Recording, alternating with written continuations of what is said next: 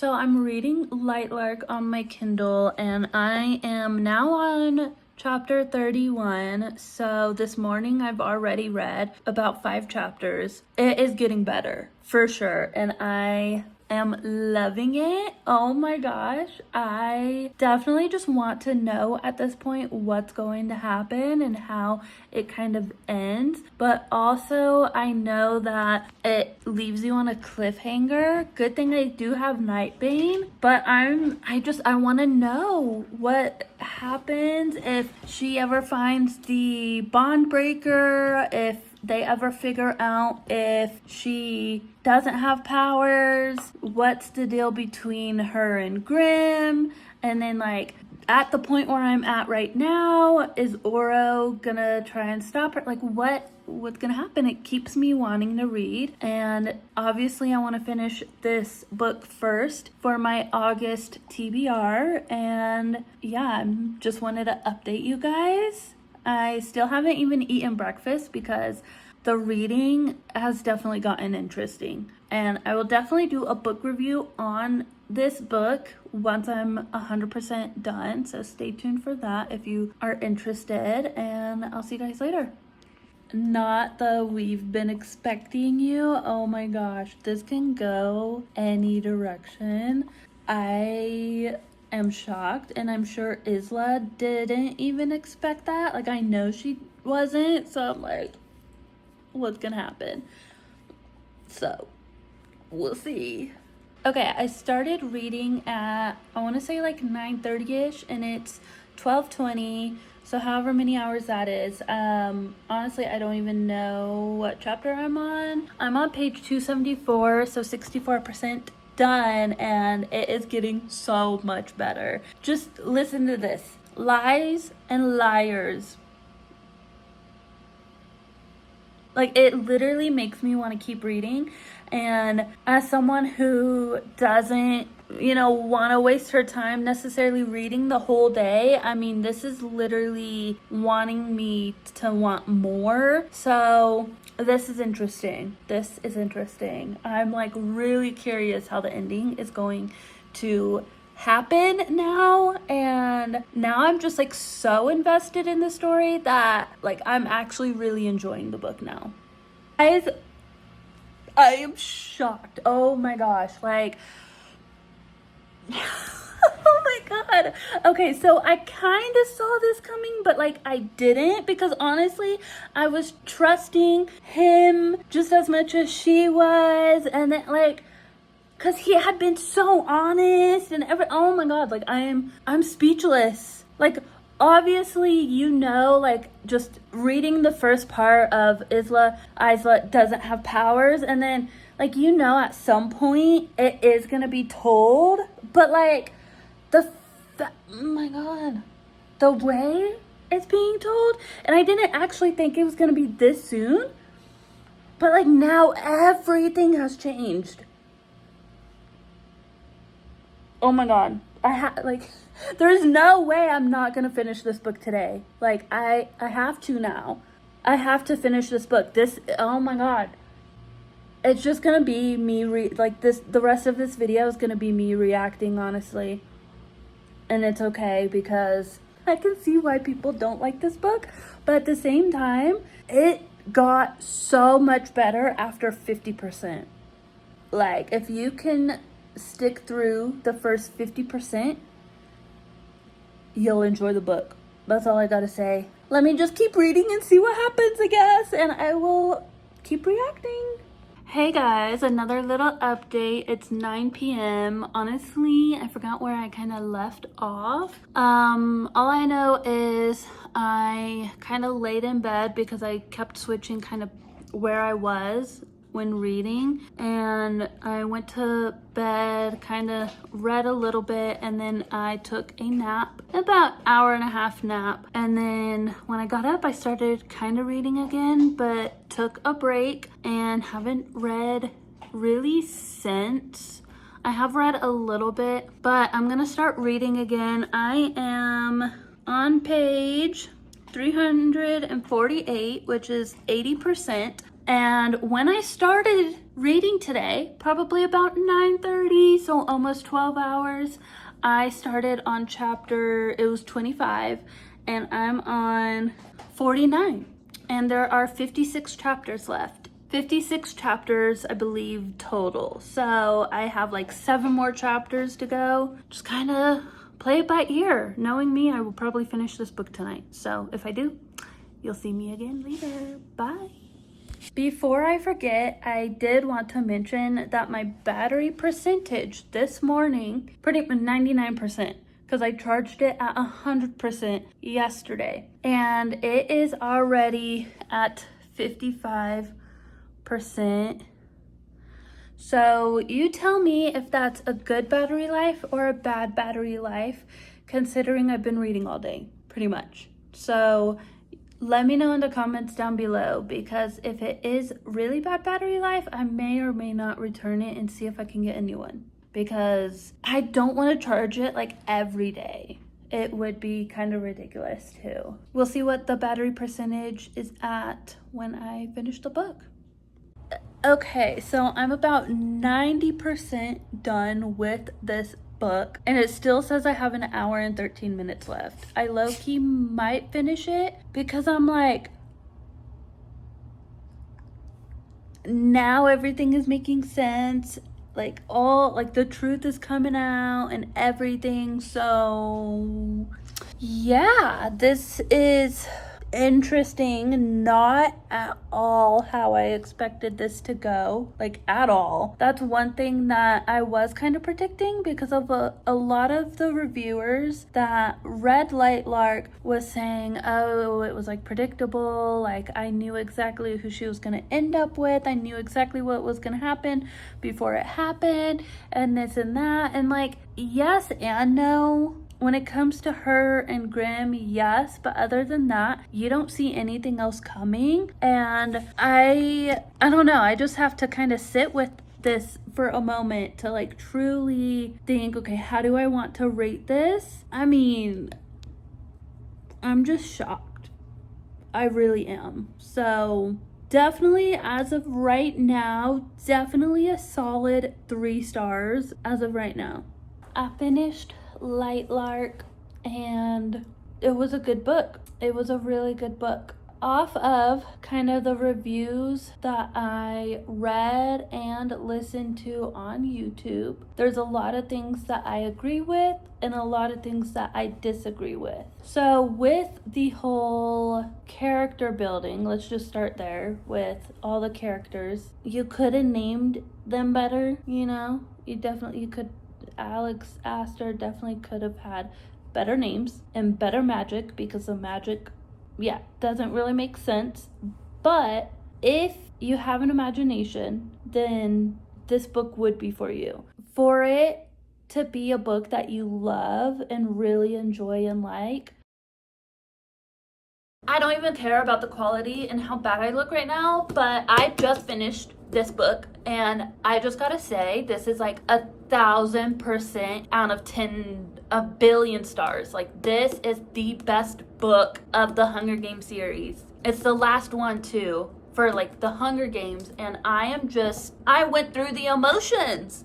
This is the first book since I was a kid that has made me cry, not once, but twice. I am just shocked, speechless, and I absolutely loved reading this versus watching the movie. And I've seen the movies, I don't know how many times, and truly reading this, not even this, but like all the books, you really get an insight of what Katniss is thinking. And I absolutely love that, because there are times in this book that I'm like, really? She was thinking that? And I love that, because like in the movie, you don't see what someone's thinking, you only see their actions, right? And obviously, if you were to see a movie for the first time, like Ballad of Songbirds, then, you know, obviously with that, I was like on President Snow's side, you know? I'm like, oh, he's actually a good guy. And then like all of a sudden he turns evil at the end. I was like so confused. But then now really doing like the research on the whole series itself, I was like, oh, you know, things make so much sense now. You guys might hate me for this, you might hate me for this. President Snow is not the enemy. I could do a whole video on explaining why I think that. So I'm gonna just leave it at that and actually kind of do a review. This is the first book ever that I have sticky notes to. Yeah, so I guess let's get into it. So reading this book, like the previous clips, I was like confused. I had questions and this and that because I was trying to remember the movie sequence and everything that happened and then like why. Let me just say everything gets answered in this. I fucking love this book. This is the best book ever. And it's funny because when I first watched the movies and just the movie like over and over again before, I did not like Mockingjay. But now I do. I love it because there are a lot of scenes in the book that were not in the movie, and I love that because I was like shocked, I was surprised, I was emotional, like literally all the emotions. I cried not once but twice. I mean, because there's two scenes that really hit home and I knew they were coming. I knew it was coming in the book, and just reading it is so different than watching the movie because like you're Katniss and then like you are feeling what she's feeling, and all, like the end of the book, part of it like where she doesn't speak and she doesn't want to do anything, there is like a slight part of me that felt that way before, so I kind of related to her in that section toward the end of the book, and I love it. Let's just get into what I wrote down and then I can like basically answer it.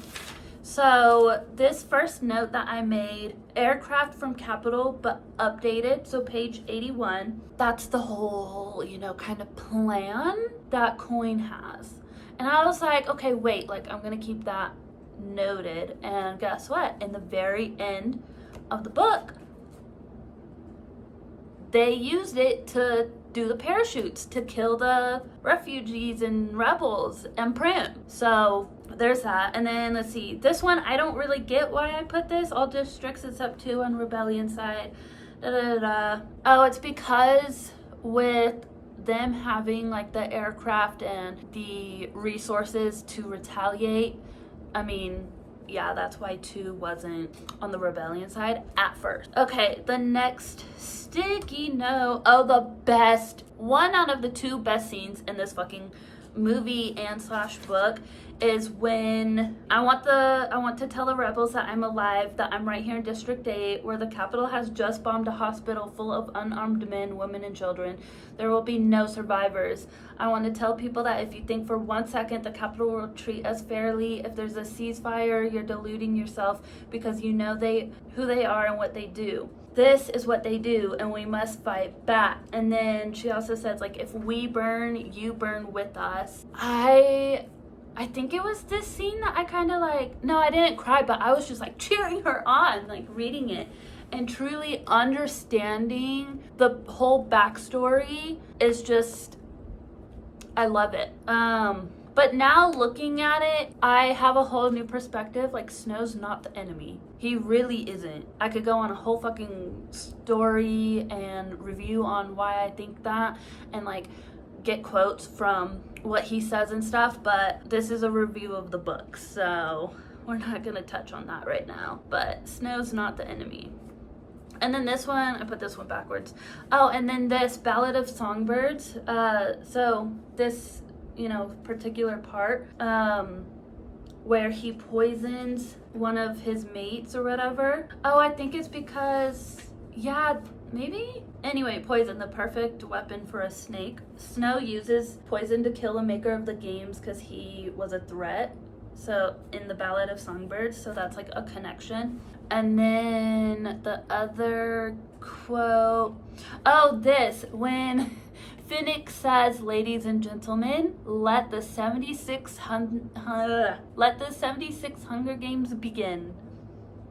Like, ooh, that just hits perfect. Oh, and literally the next page. This scene like made me,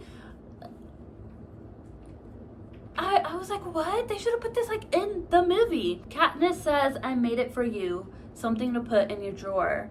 To Joanna.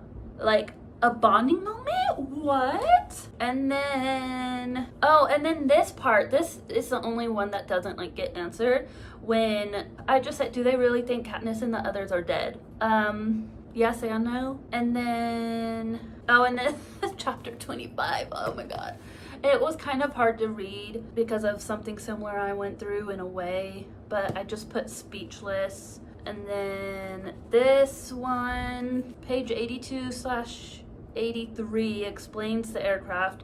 Did Katniss just forget all the details from all the trauma? Because she's like, no, like that's the Capitol's aircraft. It had the symbol and all that. But I'm like, literally, back on page 82/83, it literally explains this. Because she was like basically in denial that coin would have killed the kids. But it was her. Like the whole thing, her. It does focus on Snow and Katniss, but even in the end, when him and Katniss meet again, where she speaks her first words for after a while, she's like, I don't believe you. But like he's literally telling her the truth. Not once in the movies and the books did he ever lie to her. And he's not actually the main one who's making the games. And also, what is Plutarch's strategy, or like what is the whole point of his character? Like, I get it, he's a game maker, but then like he just leaves and then like carries on. Like in the book, it doesn't explain what the movie explains. So now I have to be like, okay, I need to go watch the end part of the movie, because then there is a letter explaining everything, and I thought that would have been in the book, but it's not. So I am still a little confused about that. But again, I'll have to watch the movie because I think that's when Plutarch explains everything. And I fucking love this book. Like, it's all Coin's doing, not Snow's. And it explains everything in this book. So if you want to debate on that, go right ahead. I can find quotes. But I just thought I would share my thoughts on the book. I rate it like 1,000 out of 1,000. Like, this is gonna be the best book of the year so far. The Hunger Games series, let alone. So now I'm gonna read Sunrise on the Reaping and Ballad of the Songbirds, because, you know, why not? I would also love to get Peeta's point of view. I wonder if she would make a book on Peter's point of view. That would be like really cool to see his point of view. Maybe not like the whole games, I don't know, but I think it would be cool to see his point of view, like Katniss's, and see what he thinks about it all and how he like survived and dealt with the trauma when he was in the Capitol. I think that is like a really huge question of what truly happened in the Capitol, and I would just like to have Peter's point of view. And also, before I forget, I do not like Gale. At first, like the first movie, you like him, this and that, but like as Catching Fire, and especially in here, especially in Mockingjay, I do not, like, I hate Gale. All the things that he's doing, just like Katniss, like, no, Gale is not it. No. And like people saying, oh, love triangle between Gale and Peeta, really, there's no love triangle. There is no love triangle, because from the second games, like Catching Fire, they've hit her and Peeta basically fall in love, and like that's when she truly sees Peeta for who he is. So anyway, that's it for this. I'll talk to you guys later. Chapter 8 of Sunrise on the Reaping, and before I go any further, I thought I would do a little quick 100-page update, and so far, I'm not actually enjoying it that much. It is literally just like the Hunger Games, pretty much. There are so many similarities, and I don't know why, but I was expecting it to be different, and I mean, right now they're in the training center, and there are things that are different compared to the Hunger Games, because obviously you can't make everything the same, but like some of the characters, like Plutarch, and then Wirus and Mags from Mockingjay. They're his mentors.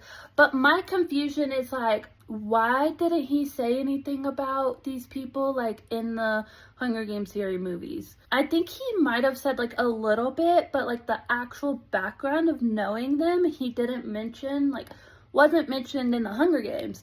So there's so many connections, but like none of it's explained, and I don't like that. So not only that, but characters like the Malark family and the families that you learn and love in Hunger Games.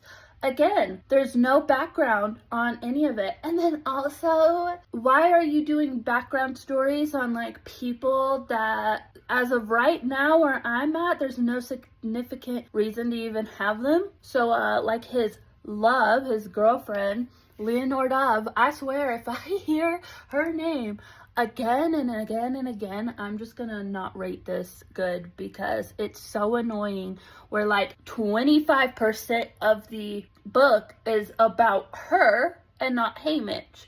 So I'm just confused. I'm not enjoying it as much as I thought I would so far, and I don't know. There's things that I'm hoping will happen, but I don't think will happen, so I don't know. I'll update you guys. Okay, so last time I updated you guys was about 25%. Now I'm about, I want to say right around the 60% mark, and I'm still not getting exactly what I want. It's pretty much just Haymitch's view on the Hunger Games, like him going in, and though some parts are, you know, good, I still haven't gotten what I've wanted out of the book, and maybe it will be towards the end, I'm hoping, but I'm still leaning towards a lower rating, even though the writing and everything is great. Honestly, I don't know how to really rate a book, but I'm just gonna go off of if I've truly enjoyed it. And the only reason I feel like I have understood the books, Sunrise on the Reaping and just Hunger Games on its own, is because I have to look up all the questions I have and all the connections and all the similarities on the internet. And if you're not a person that like needs to know the connection, it's not gonna be a great read. It's basically like a history lesson, and then yeah, it's not given what I wanted. So I will update you guys when I finish.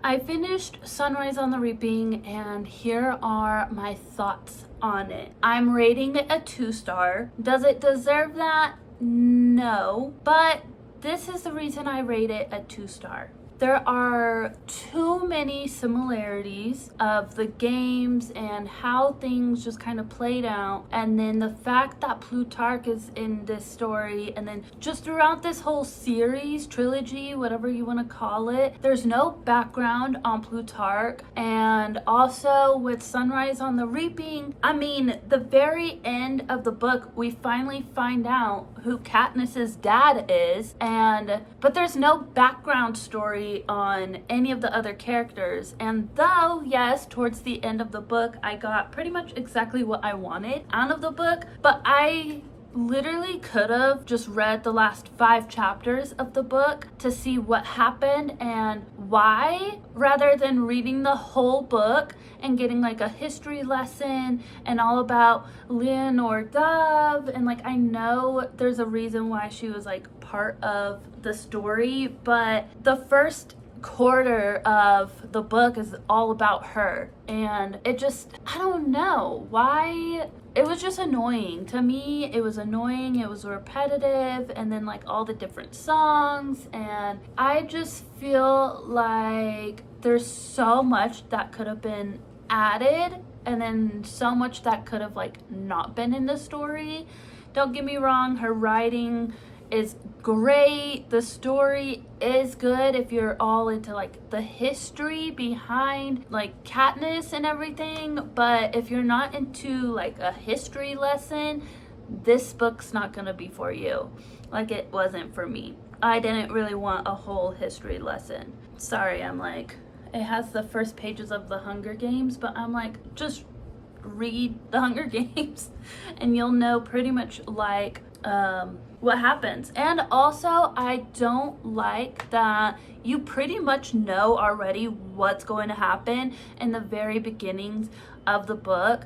And even if you don't read the book, if you watch, I think it's Catching Fire, that, or Hunger Games, I can't remember exactly, but they are told a split part of Haymitch's games and is told like how he wins. So I mean, nothing was a surprise to me. I had to just kind of flow with the story, and I wasn't like emotional or crying, or like nothing was shocking. So yeah, that's why I rate it a low star, because it just wasn't necessarily for me. And then also the only reason I kept reading is because I'm like, you know what, I'm gonna finish just to finish. And I mean, now I know why he drove himself to drink and everything, but at the end of the day, all the other victors went through way worse than he did. I feel like Katniss's games were way worse than his. So I was just like shocked. I was like, how does he drink himself just off of the games? But it's not just because of the games, it's because of what happens when he gets home. But at the same time, if you're really in tune with reading and making connections, then you'll know right away when Snow says what he says in the book, because I mean, there's literal hints and spoilers throughout the whole book. So I just felt like, yeah, there was no point in really reading the whole book. I feel like I did waste my time in reading it. That's all really to Sunrise on the Reaping, and I have to continue watching YouTube videos and make connections with like the whole stories. There's this YouTuber that I've been watching to truly understand the trilogy, and if it wasn't for watching her videos, then yeah, I wouldn't have read the book. I would have DNF'd it. I honestly was debating on DNFing it, but I was like, you know what, let me just see. I don't want to just be a person to get a book and then not read it. Plus I bought it on my Kindle, so I was like, I don't want to waste my money. If you haven't seen the movies or you haven't read the books, don't waste your time, really. I mean, especially with Sunrise on the Reaping, I wouldn't necessarily, like, don't waste your time on reading it. So the spoilers, so now spoilers, if you want to just know what happens, basically, you know, he wins the games because he doesn't necessarily kill, but he's in a fight with Silka, and he learned about the force field, and her axe goes over the cliff and then bounces back and kills her. That's how he wins. And then when he gets home, after like a month of being trapped in the tribute apartment and whatnot, he finally gets home, and there's pretty much a fire. It's early morning. There's a fire at his house with his mom and brother in it. That's how they die. His mom and brother, they die. And then give like a couple of days, he's given like sleep syrup by the McCoys, and then he leaves, wants to just be alone. And then finally his love, Leonore Dove, I swear if I hear that name again, I'm gonna like never open these books again. Anyway, she finally comes home. He basically kills her without really knowing, because she was like, oh, these gumdrops, she eats one and whatnot. And then I forgot exactly what he said, but he notices that they're red. Oh, because she's like, oh, the others are under my pillow at home. And then he notices they're all red, and he makes a connection back to what Snow said to him: enjoy your homecoming, and the red rose lapel on his little suit. And then it's too late by then, because she already swallowed one and it was poisoned. So that's how she dies. And then with their deaths, and then on top of that, like his games, that's what drove him to drink. And he basically, for like a whole year, didn't want to do with anything with anyone, because he's like, oh, it's my fault. And yeah, that's pretty much what happens.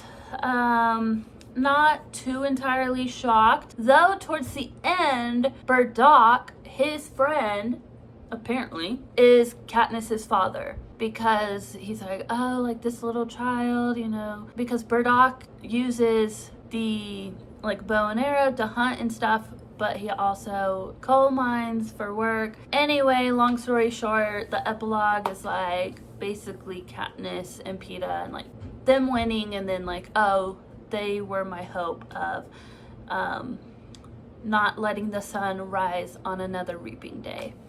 And that's that. So yeah, you do what you want with the info. Sunrise on the Reaping wasn't that great. It kind of makes me hesitant to read Ballad of the Songbirds, because I'm like, I have read reviews and a lot of people do say it's just like Snow's perspective, but then also getting the history on the families, but also not having that background info. It's like, what's the point?